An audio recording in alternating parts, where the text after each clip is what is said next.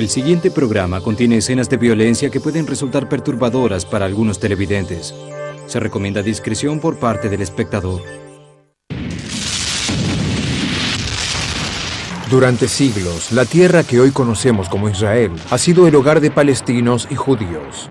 Pero durante más de 50 años, esta pequeña nación también ha originado guerras sangrientas, refugiados y terrorismo.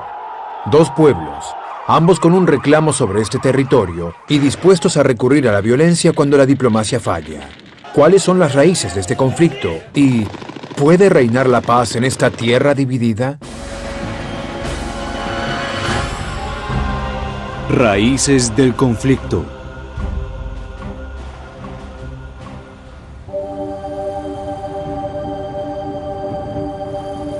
Israel, Palestina.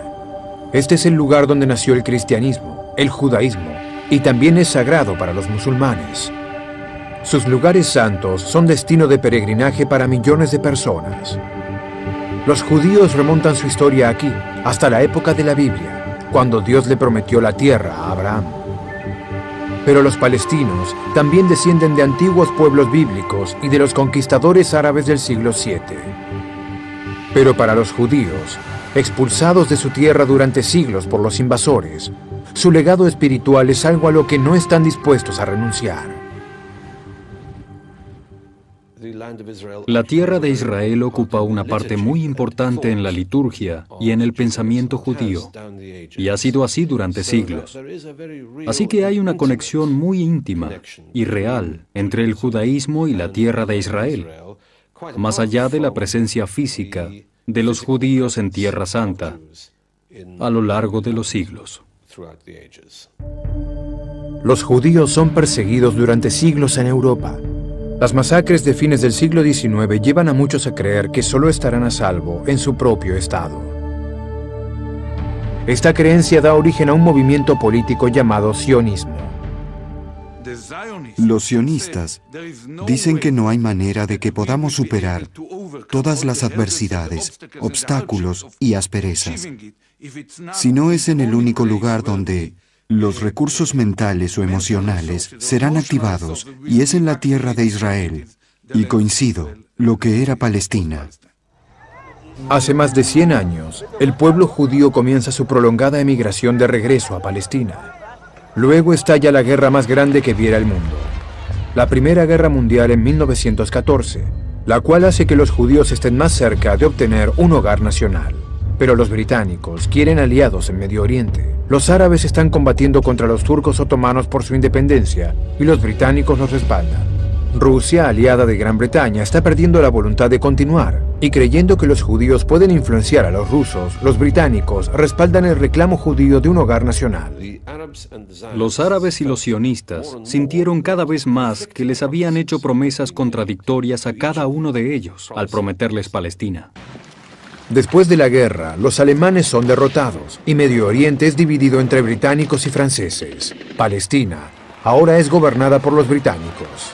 En 1919, la fatídica decisión de Gran Bretaña de adherir al reclamo territorial judío como política oficial afectaría a Tierra Santa desde entonces.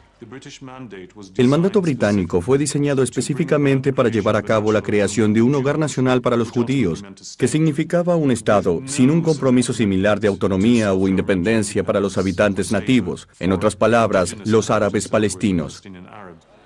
Alentados por la actitud británica, 35.000 judíos emigran a Palestina durante los 4 años siguientes.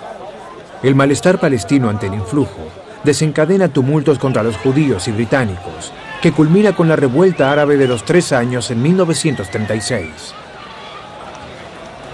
Los palestinos son aplastados por los británicos y su liderazgo es destruido. Los judíos siguen llegando, aunque los británicos comienzan a limitar las cantidades. El desenlace de la Segunda Guerra Mundial hace que la cuestión de hallar un territorio propio y reconocido sea una prioridad. 6 millones de judíos son exterminados en los campos de concentración nazi durante el Holocausto, y los sobrevivientes se proponen que nunca más ocurra algo semejante. Sin un sitio seguro en Europa, ya que los países los rechazan, depositan su mirada en la tierra de Palestina, la tierra de la Biblia judía, de la Torá, llamada Israel. Cuando llegaban a Palestina, en general iban allá porque no tenían otro sitio a donde ir. Pero los árabes palestinos no querían más inmigrantes judíos y para mantener la paz, los británicos limitaron el influjo desviando las barcadas. Horrorizados por la actitud de los británicos y temiendo perder su reclamo territorial, algunos sionistas se volcaron al terrorismo. Pero como muestran estas imágenes, los británicos se pusieron firmes. Al principio confiamos en los británicos, pensamos que iban a darnos un hogar nacional a los judíos, pero poco a poco los británicos comenzaron a apartarse del mandato y yo decidí que la única opción era combatir para liberar a mi país. Pero los árabes no están dispuestos a ceder su país y también comienzan a luchar. Uno de los incidentes más dramáticos es el atentado al Hotel King David, llevado a cabo por un grupo terrorista judío en 1946. Tras sucesivas masacres, los británicos deciden que es suficiente y le pasan el problema a las Naciones Unidas recientemente creadas. En 1947, las Naciones Unidas se reúnen para votar por una solución. Europa y Estados Unidos han limitado la inmigración judía y miles de ellos viven en campos de refugiados. Sin embargo, las imágenes del Holocausto están frescas en la mente de muchos estadounidenses. El presidente Truman expresa sus sentimientos. Creo que el gobierno de Estados Unidos no puede permanecer ocioso mientras a las víctimas de la locura de Hitler no se les permite reconstruir sus vidas. Los sionistas convencen a los delegados de las Naciones Unidas para que voten afirmativamente. Reino Unido. Abstención. Estados Unidos. Sí. La resolución del Comité sobre la Cuestión Palestina fue adoptada por 33 votos, 13 en contra y 10 abstenciones.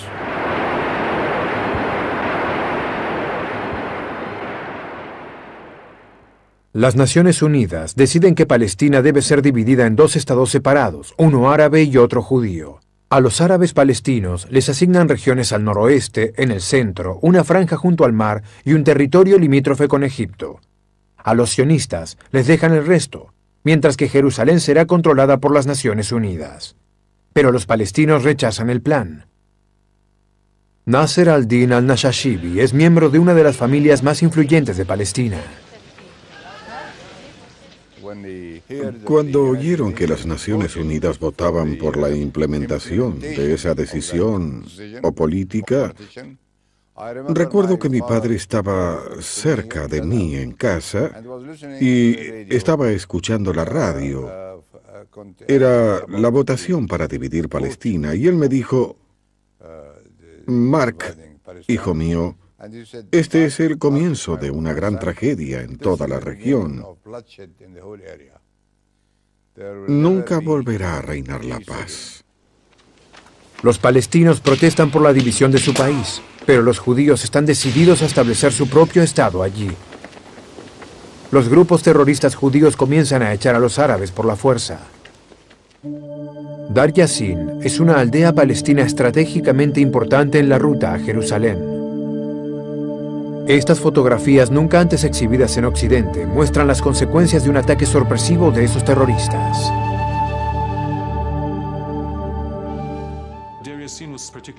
Dar Yassin fue particularmente horrible. El número original de víctimas se calculó entre 240 o 250 civiles. Después de que la aldea se había rendido, la gente entraba en las viviendas una por una, con ametralladoras, arrojando granadas por las ventanas. Alineaban a las personas contra los muros, destripaban a las embarazadas, arrojaban a los sobrevivientes a los pozos y finalmente los exhibían desnudos en camiones por Jerusalén Occidental. Cuando la noticia de la masacre se propaga, los palestinos huyen aterrorizados. En busca de una tierra pacífica y libre de persecuciones, los sionistas desalojan a otros, creando una nueva nación de refugiados. Perdimos todo. Perdimos nuestros muebles. Mi tío tenía una biblioteca de 60.000 libros y fue saqueada e incendiada. Nuestras alfombras, todas nuestras joyas, nuestro dinero, todo lo que puedan imaginarse nos fue arrebatado. Realmente sufrimos financiera, física y emocionalmente. Los judíos habían ganado una gran batalla, pero una prolongada guerra acababa de comenzar.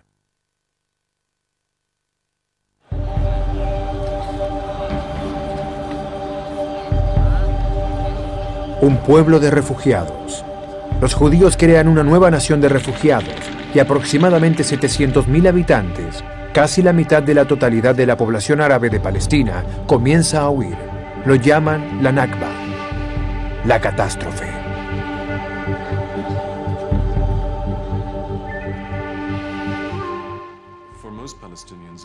Para la mayoría de los palestinos implicaba dejar atrás viviendas, ganado, tierras, árboles, recuerdos, lugares religiosos, sepulcros de santos, también tumbas de familiares y mucho más. Los refugiados huyen a países árabes, a Cisjordania y la Franja de Gaza. 150.000 se quedan en Israel. Un día antes de que los británicos se marcharan, el 14 de mayo de 1948, David Ben-Gurión declara el nacimiento del Estado de Israel.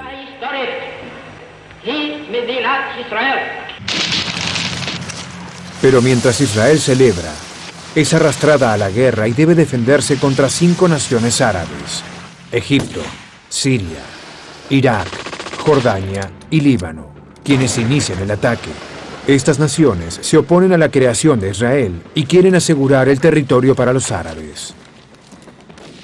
Creo que había una pequeña incertidumbre en la mente de todos los israelíes, y era que si perdía la guerra Israel, significaría la aniquilación física de la comunidad judía que vivía allí. Para sorpresa del mundo, Israel gana su guerra de la independencia y como vencedora reclama una parte del territorio asignado a Palestina. Pero la vecina Jordania toma Cisjordania y más territorio se pierde en manos de Egipto, que reclama la Franja de Gaza. Jerusalén queda dividida en 2. Israel controla la parte occidental de la ciudad y Jordania la oriental.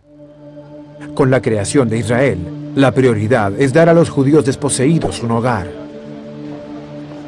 900.000 judíos llegan de los países árabes. Miles más llegan de diferentes rincones del mundo.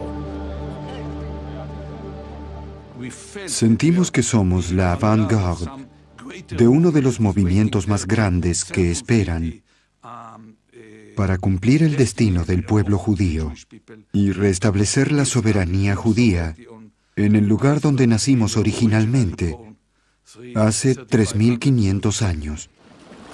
Con la necesidad de crear bienestar y empleo, Israel comienza a modernizarse. Durante años, desarrollan tanto la industria como la agricultura. Mientras algunos palestinos expulsados llevan vidas prósperas en otros países, otros viven en la pobreza en los campos de refugiados a lo largo de las fronteras de Israel con Jordania, Siria y Líbano, con la esperanza de regresar a su tierra natal. Las condiciones son duras. Hay familias que pasaron los primeros 9 años después de 1948 viviendo en una sola tienda. Estoy pensando en una familia con madre, padre, 8 niños y una abuela. 9 años y finalmente les permitieron reemplazar la tienda por una cabaña de hojalata hecha con latas aplastadas y clavadas. Eso continuó hasta que levantaron bloques de material con un techo de hierro acanalado. Era una sola habitación con un diminuto cubículo como cocina. El mundo árabe permanece en estado de guerra contra Israel, que tiene pocos aliados. Decidida a defender su territorio, millones de dólares se invierten en construir una fuerza de élite. Todo israelí debe servir en el ejército durante un mes al año. Francia y Gran Bretaña proveen armas a Israel. Checoslovaquia arma a Egipto, lo cual preocupa a Israel. En 1956, estalla una crisis en el Canal de Suez, un pasaje vital para los barcos que navegan hacia Europa. Gran Bretaña y Francia son principales accionistas, y cuando Egipto nacionaliza el canal, prometen brindar más ayuda a Israel si éste los respalda, de modo que Israel entra en guerra contra Egipto. Se acuerda un cese del fuego, pero no habrá paz duradera entre árabes y judíos mientras los palestinos no tengan un Estado. Desde 1948 en adelante, el movimiento nacionalista árabe vio a Palestina como la principal causa por la que debían combatir para reivindicar todos sus reclamos. Durante los siguientes 20 años, los países árabes se opusieron al Estado de Israel. Luego vino la Guerra de los 6 días. Una vez más, la pequeña nación estaba luchando desesperadamente por sobrevivir. La Guerra de los 6 días fue un momento decisivo en la historia de Israel. Desde la Guerra de la Independencia, en 19 años no hubo grandes desafíos para la existencia de Israel, pero aquí venía uno más. Israel recurre a Estados Unidos en busca de apoyo.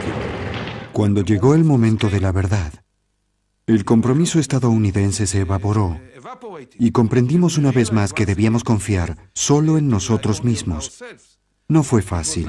Hubo mucha vacilación y ansiedad en el liderazgo político. Gran Bretaña y Francia también se niegan a colaborar, y una vez más Israel debe luchar solo. Pero en 12 horas destruyen completamente a las fuerzas aéreas de Egipto, Jordania y Siria, y en 6 días arrasan a sus ejércitos. En una semana, desde una posición en la que parecían estar condenados a la extinción, tanto como Estado, cuanto a la destrucción como seres humanos, los judíos tuvieron éxito en transformar la situación y pasar a ser vencedores de todos sus vecinos y a ocupar una gran cantidad del territorio que hasta ese momento era de los países limítrofes. Israel ahora tiene una buena defensa y crea zonas de barrera entre ella y sus enemigos.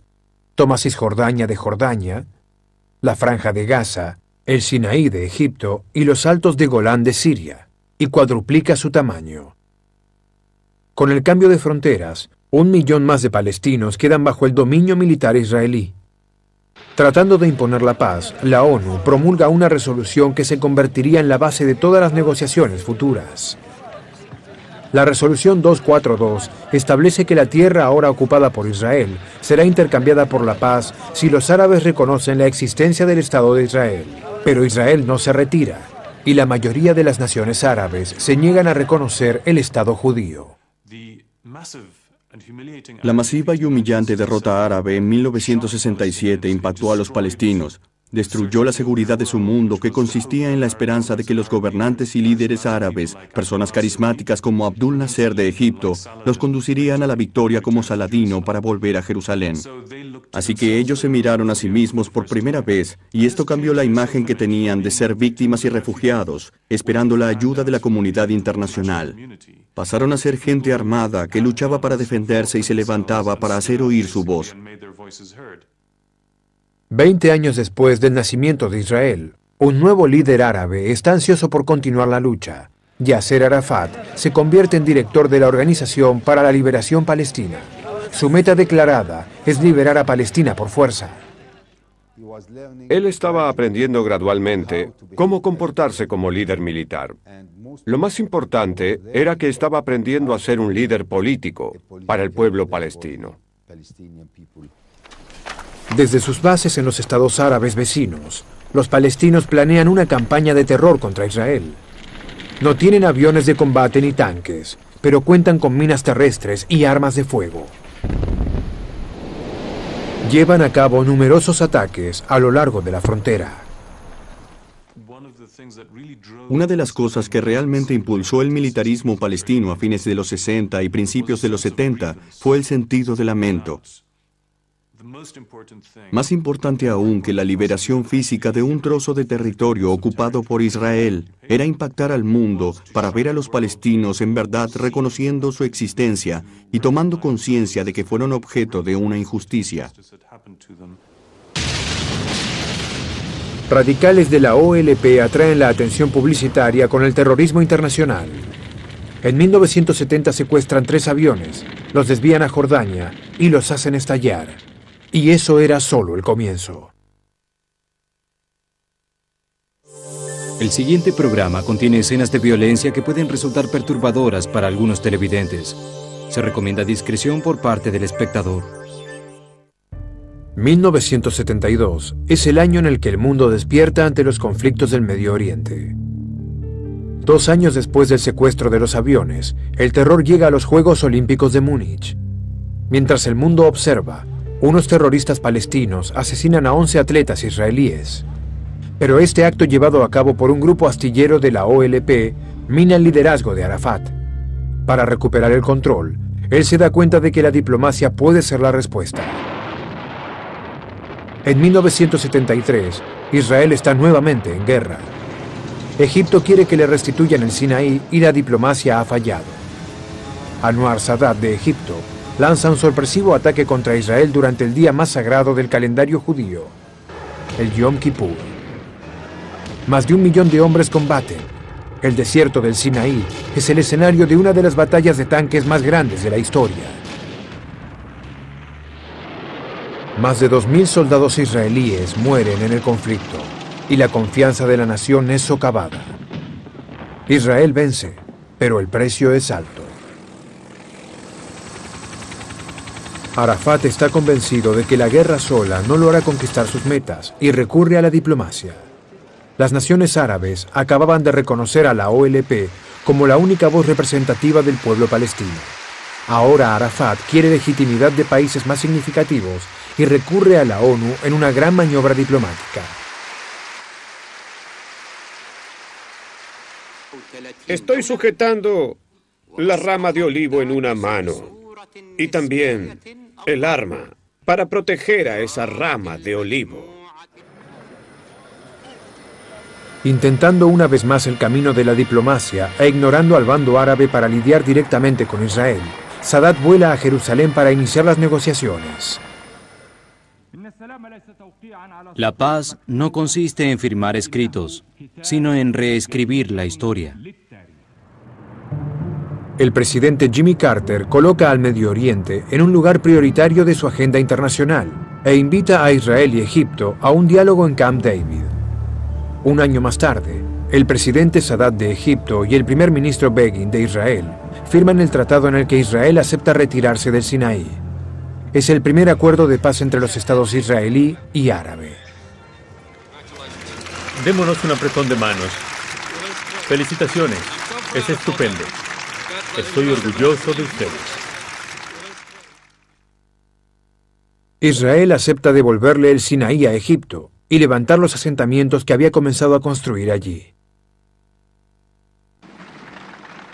2 años después de asegurar la paz con Israel, Sadat es asesinado por musulmanes extremistas.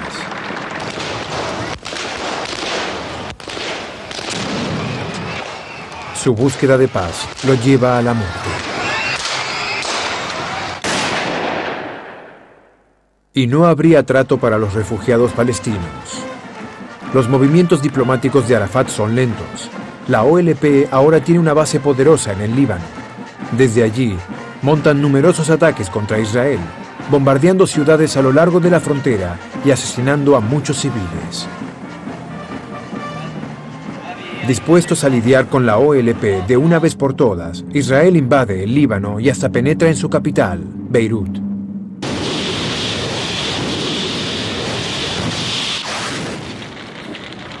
Actuando como agente de paz, Estados Unidos negocia un salvoconducto a través de Beirut para los combatientes de la OLP para que se exilien en Túnez.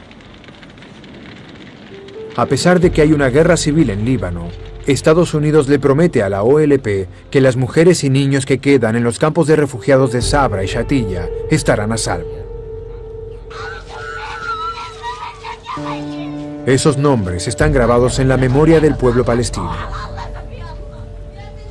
El ejército israelí introdujo a la milicia cristiana en los campos donde vivían los palestinos. Los sobrevivientes de los campos fueron aniquilados por la milicia cristiana libanesa de derecha, que se había aliado con Israel en 1976 y estaban armados y entrenados por Israel. Para los palestinos es una tragedia, pero exiliado en Túnez, Arafat carece de poder para ayudar. Desde la Guerra de los 6 días de 1967, 1.700.000 palestinos de Cisjordania y Gaza viven bajo el dominio militar israelí. El movimiento de gente, bienes y vehículos dentro y fuera de los territorios ocupados era completamente controlado por el gobierno militar israelí. Había que hacer fila para obtener permisos para hacer cualquier cosa. Hasta para reparar una bomba de agua, los granjeros debían recibir la aprobación del oficial militar. Había mucho control sobre cada aspecto de la vida palestina. Después de 1967, Israel construye asentamientos judíos en Cisjordania y Gaza, quebrantando la ley internacional que determina que un ejército ocupante no puede alterar el terreno que controla. Tenemos derecho sobre este territorio, el derecho histórico, tradicional y religioso, y no hay forma de que los judíos no puedan construir sus casas en ese lugar histórico. Incluso más, tenemos varios sitios a lo largo de Cisjordania que poseen importancia estratégica y debemos estar presentes allí para ser capaces de proteger nuestras ciudades, Tel Aviv, Farsaba, Haifa, Natania y otras ciudades israelíes. Aún no reconocidos como entidad independiente, los palestinos no tienen voto ni voz política real, ni tampoco los medios para quejarse acerca de los asentamientos, sus habitantes o de su supresión. La tensión crece. Luego 4 palestinos mueren cuando su automóvil colisiona contra una patrulla israelí. Enardecidos por décadas de dominio militar, los habitantes de Gaza salen a las calles. Lo que comienza como un incidente menor se convierte en una rebelión a gran escala. Es la Intifada, que significa levantamiento en árabe. Sabíamos que vendría. Podíamos percibir el sentimiento de profundo dolor y victimización. Sabíamos que los palestinos nunca habían sido domados, nunca serían doblegados.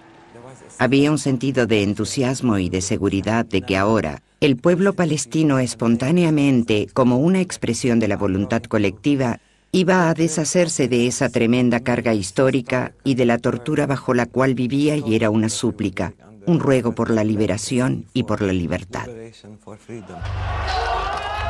Y Arafat da su bendición a la revuelta. Es una resistencia y una revolución de todos nuestros niños, de nuestras mujeres, de todo nuestro pueblo y de nuestros hombres. Esta es la acumulación de la revolución. Israel responde a la agresión y a la rebelión con toda la fuerza de un ejército moderno, apuntando contra civiles armados. Las filmaciones de soldados, respondiendo literalmente a esas órdenes, acaparan los boletines informativos. Pero Israel se mantiene firme. Estamos enfrentando una nueva forma de guerra en nuestra contra. Significa el intento de destruir nuestra existencia a través de demostraciones violentas. Una vez más, Medio Oriente se convierte en el centro de la atención mundial. La Intifada le da a Yasser Arafat una nueva herramienta de negociación y él intenta usarla. Pero pocos anticipan su golpe diplomático. En 1988, desde Argelia, Yasser Arafat hace un sorprendente anuncio. Él declara el Estado de Palestina y en un movimiento histórico acepta la resolución 242 de la ONU por la paz. Si Israel se retira, los países árabes reconocerán el Estado judío.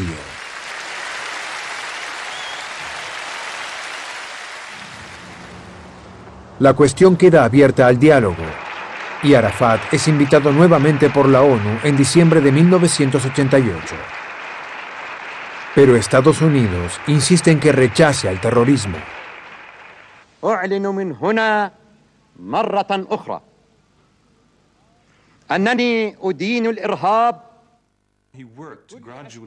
Él trabajaba gradualmente, por momentos implícitamente, para cambiar la opinión de la OLP, para aceptar el principio de negociación con Israel y un compromiso de solución con Israel. Esto era muy difícil porque tenía un ala de izquierda muy fuerte, que era mucho más militar y que además exigía una liberación total de Palestina. Pero los oponentes de Arafat no están solo en la OLP. Él siempre ha sido desafiado por facciones más radicales. un nuevo grupo militante llamado Hamas está por convertirse en un serio oponente. La única opción para el pueblo palestino era la modalidad islámica como solución a todos los problemas de la vida y también como medio ideal de lucha contra la ocupación israelí. Hamas forma parte de un movimiento religioso que ve a Islam como la solución a todos los problemas políticos. Cuando la gente atraviesa cambios importantes, se vuelcan a la religión como medio para hallar seguridad o movilizar la política, desde los derechos cristianos en Estados Unidos hasta el nacionalismo hindú en India. Esto es muy familiar. El nacionalismo judío es lo que impulsa los asentamientos de Cisjordania y está ligado a la noción de los derechos bíblicos, mientras que el surgimiento del Islam en la política palestina llegó décadas más tarde.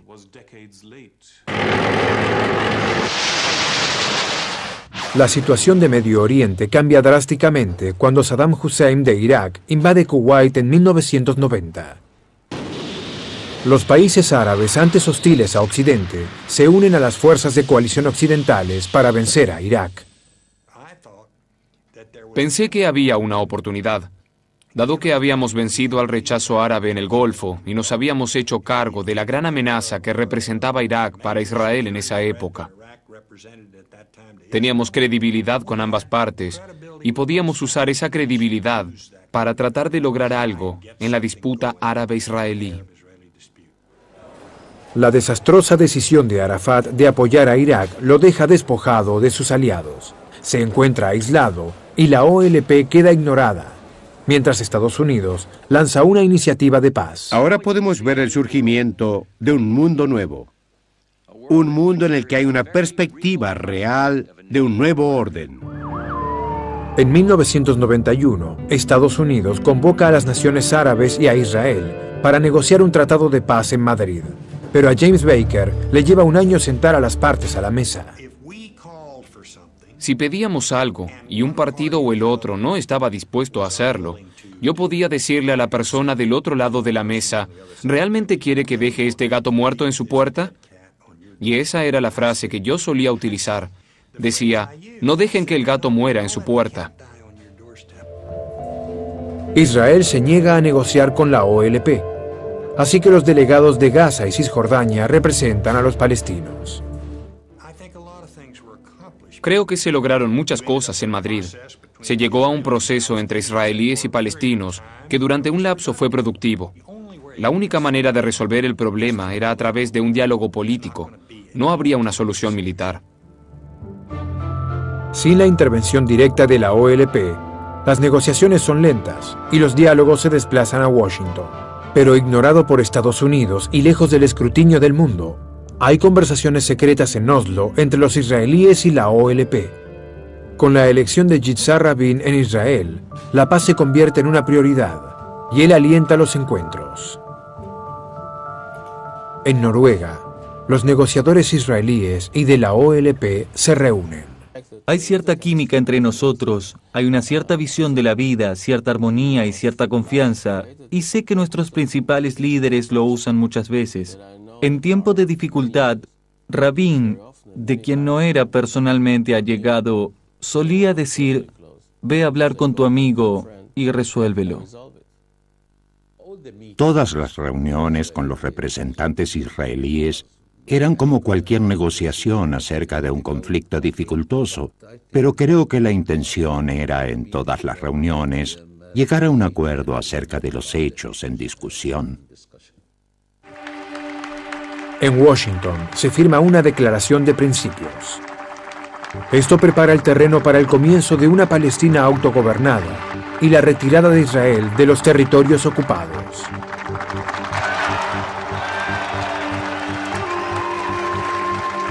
Israel acepta retirarse de las regiones de Cisjordania y Gaza para dar gradualmente control a la autoridad palestina recientemente creada. Primero, se retirarían de Gaza y Jericó, y luego de 7 ciudades principales de Cisjordania. El resto de Cisjordania queda dividida en zonas aisladas, bajo diferentes grados de control israelí. Los asuntos delicados como Jerusalén, las fronteras, los pobladores y los refugiados quedan postergados para discusiones futuras. Hebrón se halla en Cisjordania, Palestina, pero es una de las primeras zonas ocupadas por los judíos después de la Guerra de los 6 días. Es una ciudad de importancia religiosa tanto para los musulmanes como para los judíos, pues se dice que es el sitio donde está enterrado Abraham, quien no solo es el patriarca del pueblo judío, sino también un profeta islámico. En 1994, un habitante judío, Baruch Goldstein, dispara a 29 musulmanes mientras oran. Luego, un palestino toma represalias en una nueva dirección aterradora. Convirtiéndose en una bomba suicida, asesina a 11 israelíes. Pero aún les espera más horror. Los extremistas están decididos a destruir la paz.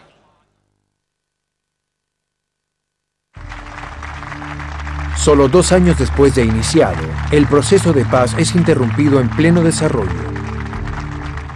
Si me preguntan cuál fue el incidente violento que desbarató Oslo más que ningún otro, yo diría que fue un solo disparo. Fue la bala disparada en noviembre de 1995 y que dio muerte al primer ministro israelí Yitzhak Rabin, porque esa bala, disparada por un extremista judío, un israelí del ala derecha, destruyó al hombre que más que ningún otro les daba a los israelíes la confianza en el proceso de paz. Al igual que a Anwar Sadat, la búsqueda de paz de Yitzhak Rabin le costó su vida.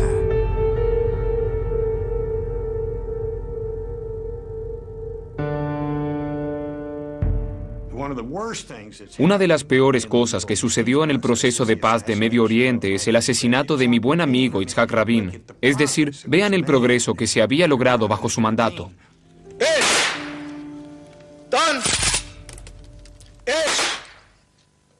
Durante varios meses, su sucesor, Shimon Peres, lucha para completar el legado de Rabin y mantener vivo el espíritu del Acuerdo de Oslo. El socio de Rabin para la paz, Yasser Arafat, regresa del exilio a Gaza.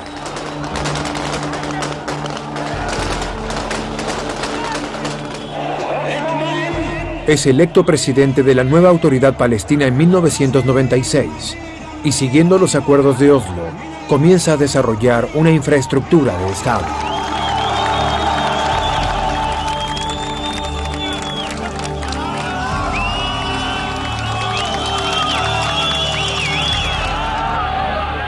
Se inicia el retiro de las tropas israelíes, pero Israel aún mantiene control general sobre los territorios ocupados.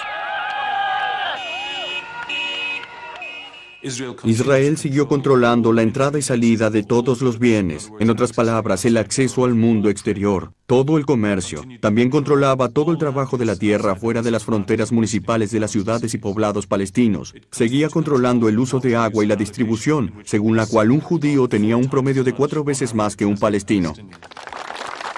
Los palestinos esperaban ser totalmente independientes en 5 años. Pero los extremistas no están dispuestos a que continúe el proceso de paz y se lleva a cabo una campaña para desestabilizar al país. Israel sufre una ola de ataques contra civiles.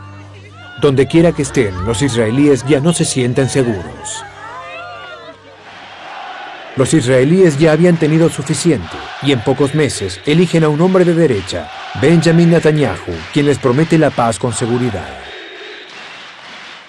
Lo que haré como primer ministro es algo responsable, con el respaldo de la ley, para detener y anular los peligros que emanan de este acuerdo con la OLP. Netanyahu se opone al acuerdo de Oslo y demora su implementación. En un retroceso de lo acordado, comienzan a aparecer edificios en las tierras ocupadas. El número de pobladores se duplica a 200.000 en 10 años. Se detiene la retirada de las tropas. La vida se hace aún más difícil para muchos palestinos. El pueblo palestino estaba económica y psicológicamente devastado. De modo que la única opción que les quedaba era la intifada, en la que participó todo el pueblo, incluso el movimiento Fatah, considerado la columna vertebral de la autoridad palestina. Desalentado porque el proceso de paz se había demorado con Netanyahu, los israelíes votan a Ehud Barak en 1999. Su misión es clara: hacer que el acuerdo de Oslo vuelva a ponerse en marcha y traer paz duradera a su pueblo. En los últimos días de su presidencia, Bill Clinton busca un gran final. Tiene la esperanza de llevar la paz al Medio Oriente e invita a los israelíes y palestinos a un segundo Camp David en julio del 2000. Barak también está interesado en tener éxito, pero los palestinos se sienten presionados y la falta de cumplimiento de los compromisos de Oslo implica que la confianza entre ambas partes se ha perdido. Lo que digo es que Arafat no reconoce el derecho moral o legal de Israel para existir como Estado judío junto al Estado palestino. Cuando hablamos de dos estados para dos naciones, damos por sentado que Palestina se convertirá en la implementación, en el reflejo de la identidad palestina y de su destino. El primer ministro Barak cree que ofrece un acuerdo sin precedentes. El trato implica la retirada de más del 90% de los territorios ocupados por los israelíes. Pero los palestinos quieren discutir aún más. Nunca sentí que hubiera un israelí sincero como contrapunto. Nosotros, los palestinos, habíamos aceptado tener un compromiso histórico al dividir a la Palestina histórica en dos partes y que estableciéramos nuestro propio Estado en solo el 22% del territorio histórico de Palestina.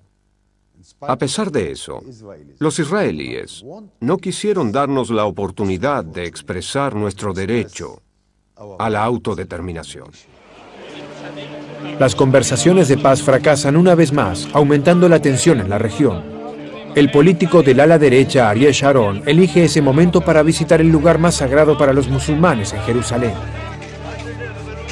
Con el permiso del primer ministro, llega con una guardia armada y entra en el santuario musulmán conocido como Haram al-Sharif, o Templo del Monte, para los judíos.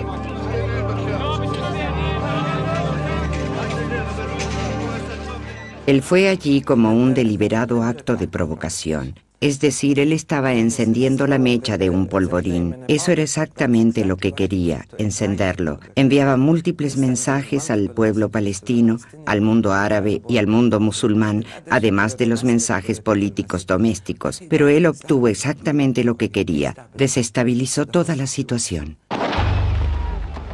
Estalla la violencia, desencadenando una segunda intifada. Un niño llamado Mohamed al-Durra y su padre quedan en medio de un cruce de fuego entre soldados israelíes y militantes palestinos en Gaza. Mientras el padre lucha para proteger a su hijo, Mohamed es asesinado.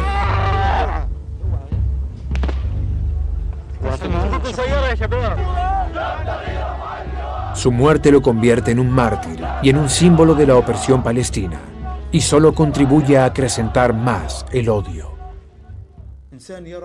Un ser humano que ve a su hermano, a su padre o a su propia madre ser asesinados frente a sus propios ojos, ¿qué puede hacer?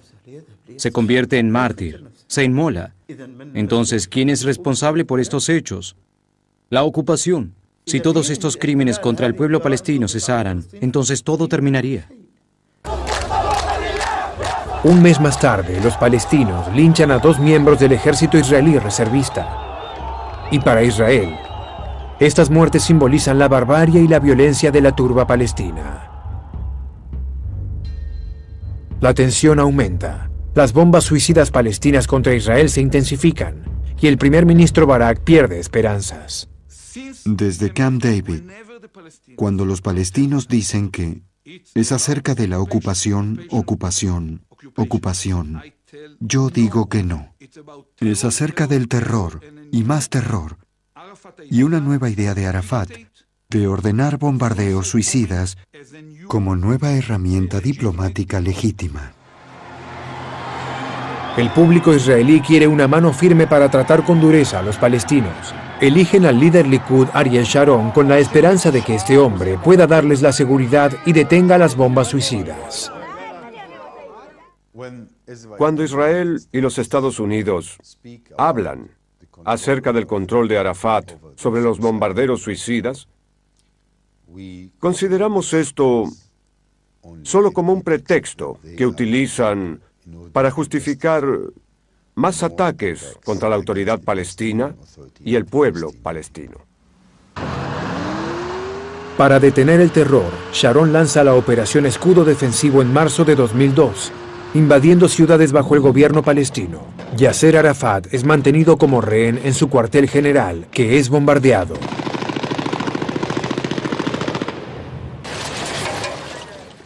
Y violando los derechos humanos y las leyes internacionales, Israel arrasa los hogares palestinos. Disparan a residentes en los campos de refugiados de Jenin, asegurando que amparan terroristas. Los acuerdos de Oslo son destruidos. La gente que busca la cura del cáncer no se desalienta por la dificultad de la tarea. Ellos comprenden que eso es algo que requiere una solución. Y yo encararé este desafío de la misma manera. Es algo que requiere una solución. Tal vez no pueda producirse todo al mismo tiempo, pero uno no renuncia, no se da por vencido. Las consecuencias de hacerlo se miden en sangre. Ahora el proceso de paz está en manos de Ariel Sharon y Yasser Arafat, adversarios desde hace largo tiempo que simbolizan la lucha por la tierra que subyace en las raíces del conflicto.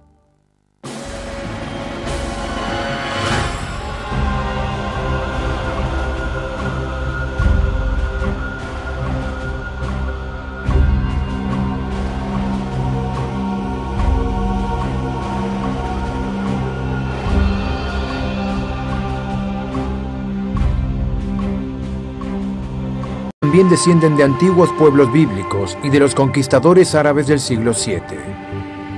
Pero para los judíos, expulsados de su tierra durante siglos por los invasores, su legado espiritual es algo a lo que no están dispuestos a renunciar.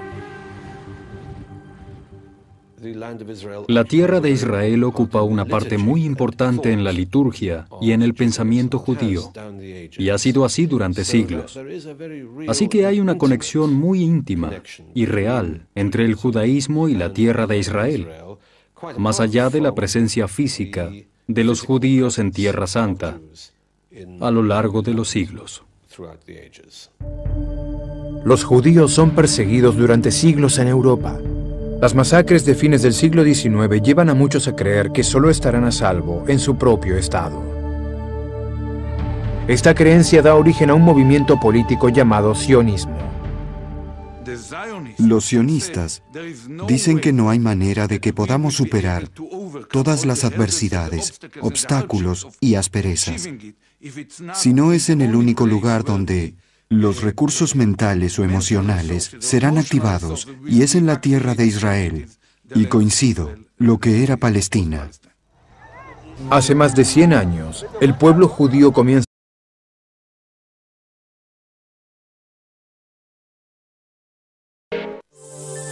El siguiente programa contiene escenas de violencia que pueden resultar perturbadoras para algunos televidentes. Se recomienda discreción por parte del espectador. Durante siglos, la tierra que hoy conocemos como Israel ha sido el hogar de palestinos y judíos. Pero durante más de 50 años, esta pequeña nación también ha originado guerras sangrientas, refugiados y terrorismo. Dos pueblos, ambos con un reclamo sobre este territorio y dispuestos a recurrir a la violencia cuando la diplomacia falla. ¿Cuáles son las raíces de este conflicto? ¿Y puede reinar la paz en esta tierra dividida? Raíces del conflicto.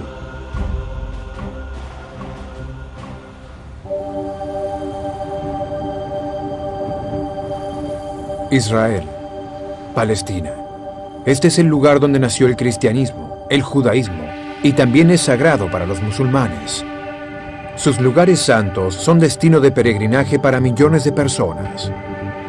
Los judíos remontan su historia aquí, hasta la época de la Biblia, cuando Dios le prometió la tierra a Abraham.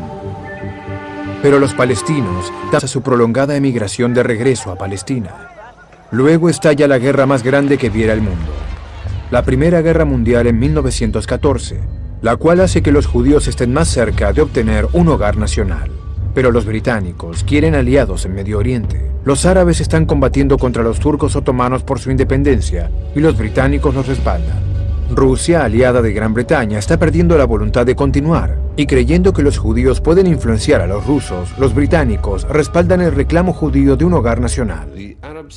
Los árabes y los sionistas sintieron cada vez más que les habían hecho promesas contradictorias a cada uno de ellos al prometerles Palestina. Después de la guerra, los alemanes son derrotados, y Medio Oriente es dividido entre británicos y franceses. Palestina ahora es gobernada por los británicos. En 1919, la fatídica decisión de Gran Bretaña de adherir al reclamo territorial judío como política oficial afectaría a Tierra Santa desde entonces. El mandato británico fue diseñado específicamente para llevar a cabo la creación de un hogar nacional para los judíos, que significaba un Estado sin un compromiso similar de autonomía o independencia para los habitantes nativos, en otras palabras, los árabes palestinos. Alentados por la actitud británica, 35.000 judíos emigran a Palestina durante los 4 años siguientes. Los judíos, pero poco a poco los británicos comenzaron a apartarse del mandato y yo decidí que la única opción era combatir para liberar a mi país. Pero los árabes no están dispuestos a ceder su país y también comienzan a luchar. Uno de los incidentes más dramáticos es el atentado al Hotel King David, llevado a cabo por un grupo terrorista judío en 1946. Tras sucesivas masacres, los británicos deciden que es suficiente y le pasan el problema a las Naciones Unidas recientemente creadas. En 1947, las Naciones Unidas se reúnen para votar por una solución. Europa y Estados Unidos han limitado la inmigración judía y miles de ellos viven en campos de refugiados. Sin embargo, las imágenes del Holocausto están frescas en la mente de muchos estadounidenses. El presidente Truman expresa sus sentimientos. Creo que el gobierno de Estados Unidos no puede permanecer ocioso mientras a las víctimas de la locura de Hitler no se les permite reconstruir sus vidas. Los sionistas convencen a los delegados de las Naciones Unidas para que voten afirmativamente. Reino Unido. Abstención. Estados Unidos. Sí. La resolución del Comité sobre la Cuestión Palestina fue adoptada. El malestar palestino ante el influjo desencadena tumultos contra los judíos y británicos, que culmina con la revuelta árabe de los 3 años en 1936. Los palestinos son aplastados por los británicos y su liderazgo es destruido. Los judíos siguen llegando, aunque los británicos comienzan a limitar las cantidades. El desenlace de la Segunda Guerra Mundial hace que la cuestión de hallar un territorio propio y reconocido sea una prioridad. 6 millones de judíos son exterminados en los campos de concentración nazi durante el Holocausto, y los sobrevivientes se proponen que nunca más ocurra algo semejante. Sin un sitio seguro en Europa, ya que los países los rechazan, depositan su mirada en la tierra de Palestina, la tierra de la Biblia judía, de la Torá, llamada Israel. Cuando llegaban a Palestina, en general iban allá porque no tenían otro sitio a donde ir. Pero los árabes palestinos no querían más inmigrantes judíos, y para mantener la paz, los británicos limitaron el influjo desviando las barcadas. Horrorizados por la actitud de los británicos y temiendo perder su reclamo territorial, algunos sionistas se volcaron al terrorismo. Pero como muestran estas imágenes, los británicos se pusieron firmes. Al principio confiamos en los británicos, pensamos que iban a darnos un hogar nacional